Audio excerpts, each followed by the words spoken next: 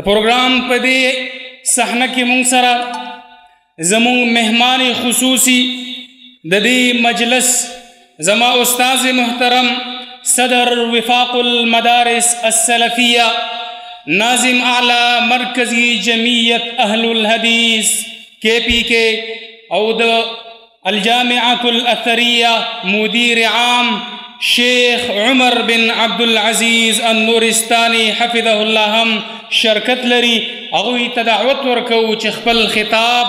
زمونږ د مدرسې د ګلانو مخې ته وړاندې کړي. فضیلة الشیخ عمر بن عبدالعزیز النورستانی حفظه الله. إن الحمد لله نحمده ونستعينه ونستغفره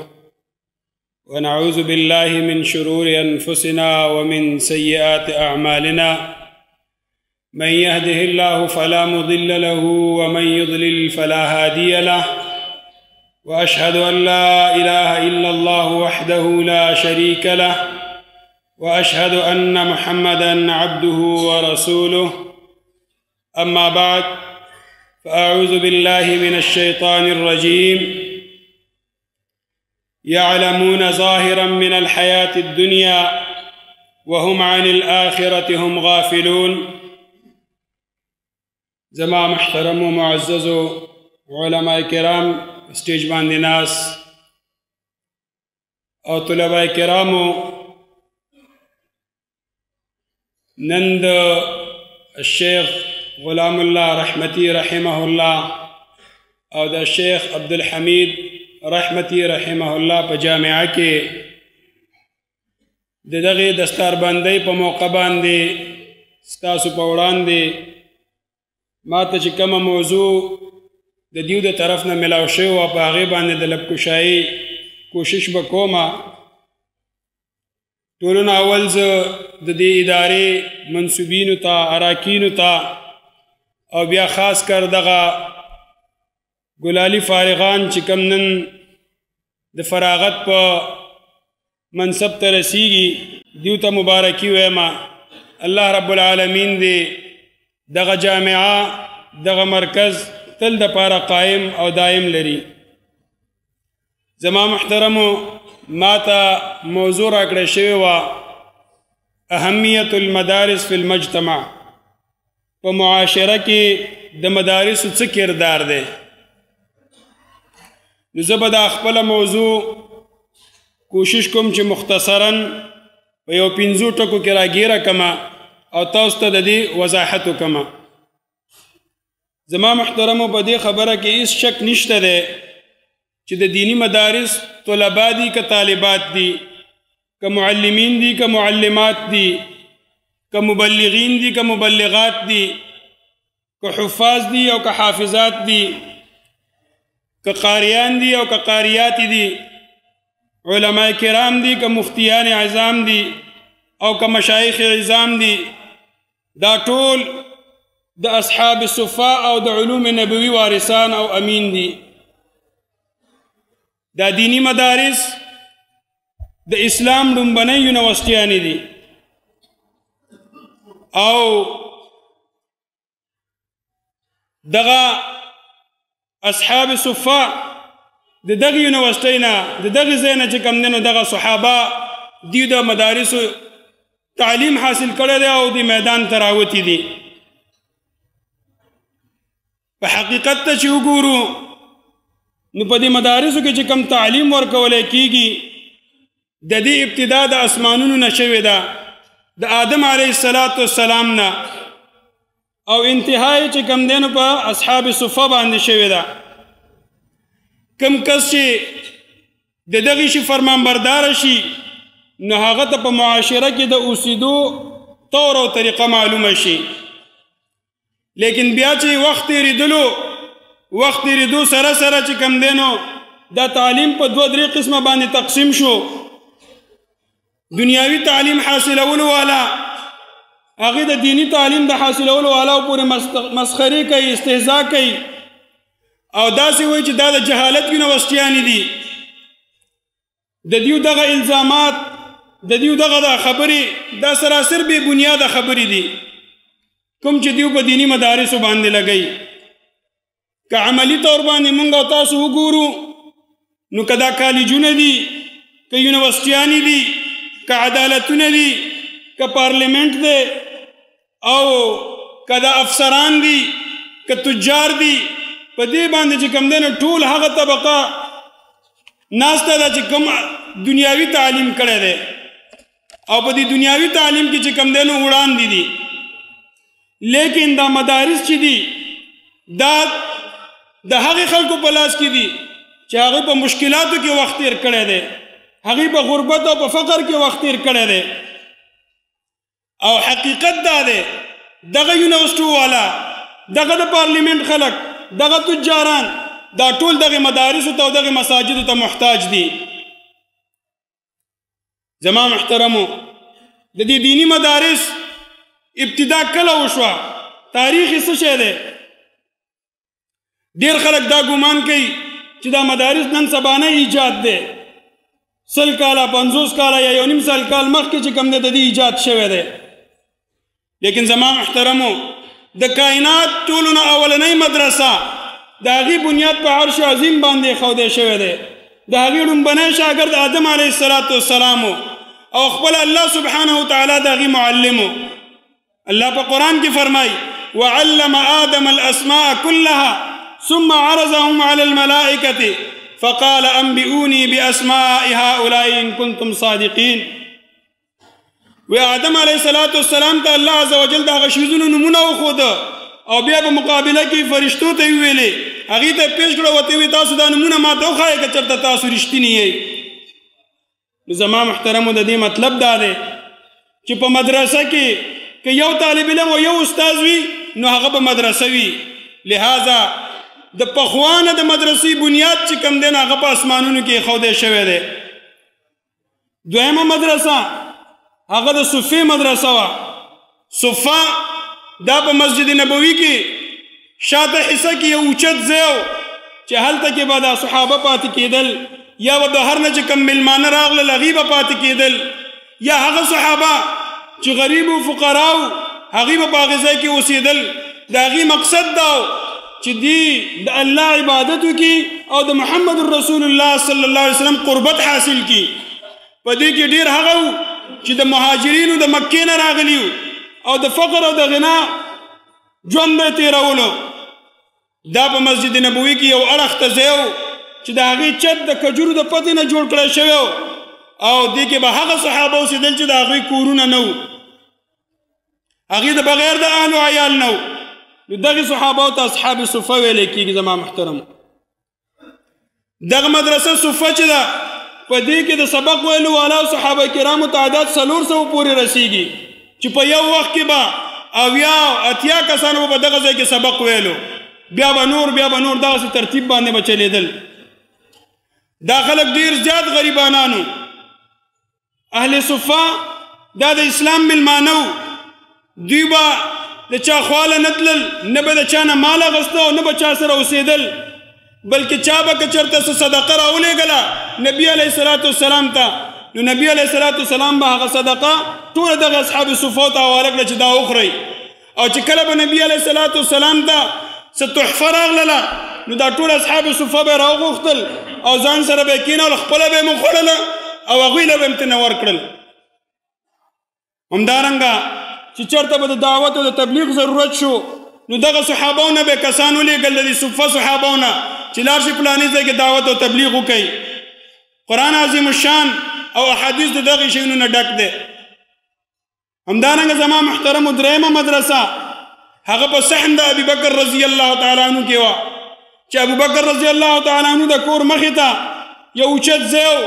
ابوبکر رضی الله تعالی عنه به هلته کې مونځ کولو د قرآن تلاوت به یې کولو نو دا مشرکین مکه د دې بچي د دې زنانه دی به راټول شول هلته کې او هغوی به چې کوم دی نو دا قرآن اورېدو هغه ته به یې کتل چې دا مونځ کوي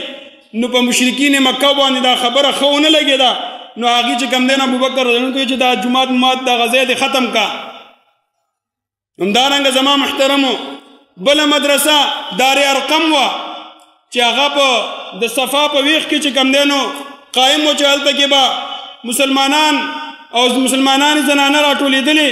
او هغې به چې کوم دی نو تعلیم حاصلولو د هغې معلم خپله محمد رسول الله صلی الله علیه وسلم او د هغې په شاګردانو کې ابوبکر غوندې حمزه رضی الله تعالی عنه غوندې علي رضی الله تعالی عنه غوندې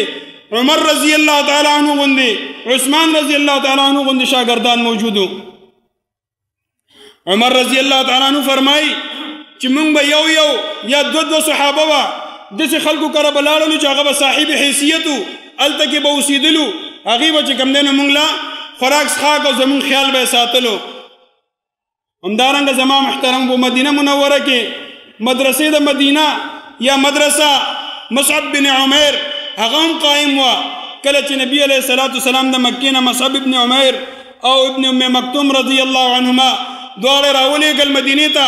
نو هغې به دلته خلکو ته قرآن عظیم الشان ښودلو او دغه شانتې د دین اسلام تعلیم به ورله ورکولو همدارنګه دغه سلسله جاري وه په خلافت راشده کې هم عمر رضی الله تعالی عنه په خپل دور کې مدارسو ته چې کوم دی نو وسعت ورکړلو فراخوالی ورکړلو او مکاتب یې جوړ کړل مدارس یې جوړ کړل نظام یې ورله برابر کړلو تر دې پورې چې ابو درداء رضی الله تعالی عنه به په دمشق په جامع مسجد کې د قرآن عظیم الشان درس کولو او هغه ته به 1400 پورې به شاګردان او صحابه کېناستل او د هغې نه به قرآن یې زده کولو دغه سلسله قائمه وه چې څومره خلفا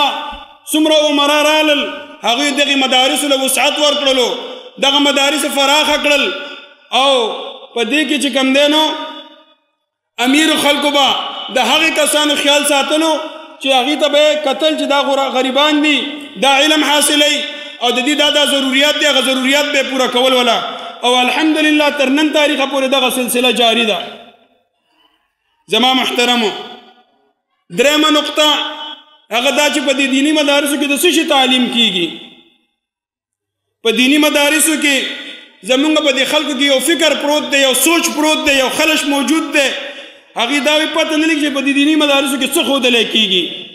په دې دیني مدارسو کې د څه شي تعلیم ورکولی کیږي کم یو سبق ورته ښودلی کیږي دا څومره چې د کالجونو د یونیورسټو د افسران خلک دي د دوی ذهنونه د مدارس په باره کې ډېره ګنده دي په دې کې ډېر خلک ښه خبر دي چې دلته د څه شي تعلیم دی خو سره د هغې نه هغې دا وایي چې په مدارسو کې د دهشتګردۍ تعلیم ورکولی کیږي په مدارسو کې د ملک د بدامنۍ تعلیم ورکولی کیږي وایي په مدارسو کې د فرقواریت تعلیم ورکولی کیږي زه دغې د عقل ړندو ته وایم چې راشي وګوره چې په مدارسو کې د څه شي تعلیم ورکولی کیږي مدارسو کې د قرآن عظیم الشان تعلیم ورکولی کیږي هغه قرآن چې الله رب العالمین د جبرائیل علیه السلام په واسطه باندې په محمد رسول الله صلی الله علیه وسلم باندې نازل کړی دی د هغه احادیثو تعلیم ورکولی کیږي کوم چې موږ ته نبي علیه السلام نه را رسېدلي دي په دې کې د فقه د تعلیم ورکولی کیږي او د دغه تعلیم په نتیجه باندې انسان هغه اخلاقو نمونه جوړیږي هغه د اخلاق ملاویږي هغه یو خپل معاشره ترتیبولی شي هغه په دغه تعلیماتو سره د خپل د والدینو قدر پیژني هغه خوشحاله ژوند تیروي ازدواجي ژوند د هغې بره آیا داسې څه NGO شته په پاکستان کې یا په نورو ملکونو کې چې هغه په یو ورځ کې داسې لکونو شاګردانو له خوراک څښاک برابر کړي لیکن نه دا کردار څوک ادا کوي دا مدارس ادا کوي همدارنګه زما محترمو د اصلاح معاشرې دپاره چې کم کوششونه دا مدارس کوي په هغې کې چې کوم دی دعوت تبلیغ شامل دی په هغې کې په جرایدو کې لیکل شامل دي په رسالو کې لیکل شامل دي تصنیف او مصنفوالی دی چې هغه دا خلک چې کوم دی نو لیکل کوي همدارنګه دغه مدارس دي چې دا زمونږ ستاسو د عقایدو د اخلاقو د عباداتو او زمونږ د ستاسو د مذهب د هغې د کردار د دې خیال ساتي همدغه مدارس دي چې د اسلام چې کوم کلچر دی د اسلام چې کوم ثقافت دی د هغې خیال یې ساتلی دی د هغې حفاظت کوي او چې څومره غیر اسلامي کلچر او ثقافت دی د هغې په وړاندې د اوسپنې په شانتې دیوال جوړ شوي دي همدارنګه زما محترمو دغه مدارسو په هره زمانه کې اسلام قائم ساتلی دی د اسلام د قائمېدو غټه ذریعه همدغه مدارس دي چې هغې همیشه دپاره چې کوم دی دعوت و تبلیغ دپاره د تعلیم او د تعلم دپاره خلکو د ښوونې دپاره خلق تیاری او خلق دی معاشرې ته راوباسي نو زما محترمو که زه داسې ووایم چې په یو حالت کې انسان چې مونځ کوي نو هغه ته به امام میلاو نشي، که اذان کوي مؤذن به ورته میلاو نشي. نه، مونځ دپاره امام هم شته، اذان دپاره مؤذن هم شته. تاسو وګورئ په رمضان په میاشت کې تراویح چې کېږي قاریان ګرځي جومات لټوي، جوماتونو والا نه ګرځي چې قاري ولټوي. همدارنګه خلک چې کوم دی په خپلو کورونو کې چې کوم دی د قرآن عظیم الشان په تراویحو کې ختم کوي هغې دپاره قاریان ګوري. نو دا وجه څه شی ده چې دې مدارسو دغه کسان چې کوم دی معاشرې له ورکړي دي، معاشره پې روښانه کړې ده. یو شاعر فرمایي قسمت نوع بشر تبدیل ہوتی ہے یہاں، ایک مقدس فریضے کی تکمیل ہوتی ہے یہاں. یعنی په دې مدارسو کې د انسان قسمت تبدیلیږي او یو مقدس فریضه چې کوم دی نو هغه سرته رسیږي. زما محترمو، اوس راځو دې خبرې طرف ته چې که دا دینی مدارس نه وی نو څه چل به شوی وی؟ که دینی مدارس موجود نه وی نو موږ ته به کلمه چا ښودلی؟ موږ ته به د خپل رب العالمین تعارف چا کولی؟ موږ ته به چې کوم موږ به دا مونځ چا پسې ادا کولی؟ زموږ اخلاقي تربیت به چا کولی؟ موږ ته به د حلال او د حرام فرق چا ښودلی؟ زموږ به د قرآن عظیم الشان سره تعلق څنګه جوړېدلی؟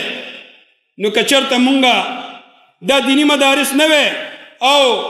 موږ دغې طرف ته فکر نه وی کړی نو موږ به د دغې ټولو شیونو نه محرومه وی. همدارنګه زما محترمو آخري نقطه سټیج سیکرټري صاحب پرچم راکړله. آخري نقطه دا ده چې دینی مدارس او زموږ څه ذمهداریانې دي دې ته هم فکر پکار دی. ځکه چې نن سبا مسلمان چې دی هغه مفلوق الحال دی، غریب دی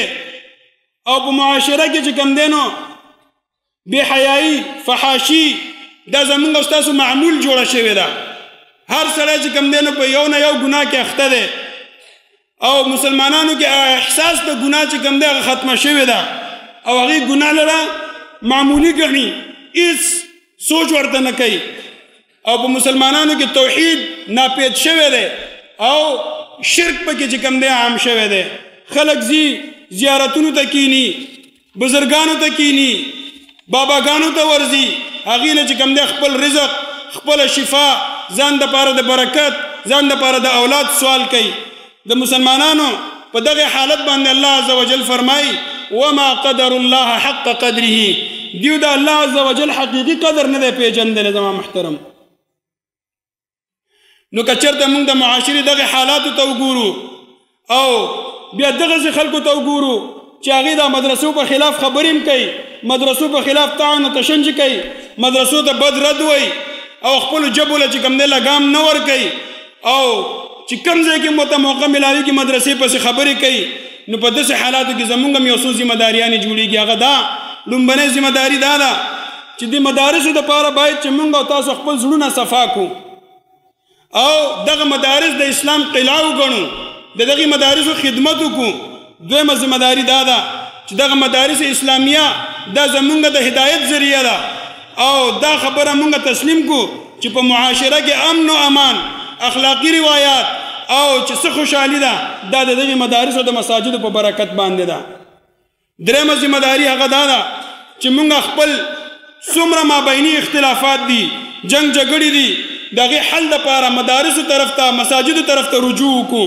ځکه چې زموږ د ټولو امورو حل چې کوم دی هغه په قرآن او په حدیث کې موجود دی. څلورمه ذمهداري دا ده چې موږ د خپل تعلق مدارسو سره ښه کلک کړو. کم از کم هر سړي له دا پکار دي چې خپل یو بچی چې کوم دی مدرسې ته وقف کړي او مدرسې نه د هغې بچی فیض حاصل کړي چې دا زموږ او د دې مدرسو دپاره چې کوم دی صدقه جاریه جوړه شي. او پنځمه او آخري ذمهداري زموږ دا ده چې دا ما څنګه تاسو ته په ابتدا کې ویلې چې د مدارسو کې ټول غریب غربا سبق وایي، نو په مدرسو کې چې څومره طلبا دي هغه غریب وي، هغه خلک وي چې هغه د کور نه مستحکم نه وي، د هغې کورنۍ غریبه وي. نو زموږ ذمهداري دا ده چې موږ په دغې طلباو باندې چې کوم دی نو ښه خرچ وکړو، د هغې ضروریات وپېژنو او د هغې ضروریات حل کړو. ځکه چې د دې په وجه باندې موږ او تاسو ته رزق میلاویږي د دې د دعاګانو په برکت باندې. زما محترمو، زه یو ځل بیا د دې جامع د منصوبینو شکریه ادا کوم او دغه شاګردانو ته مبارکباد پیش کوم امید دی چې زما په دې خبرو سره به ستاسو په ذهن کې د مدارسو د معاشرې په منځ کې چې څه کردار و هغه به واضحه شوی وي. الله رب العالمین دې په دغه شته خبرو باندې موږ او تاسو ته د عمل کولو توفیق راکړي. اقول قولي هذا استغفر الله لي ولكم ولسائر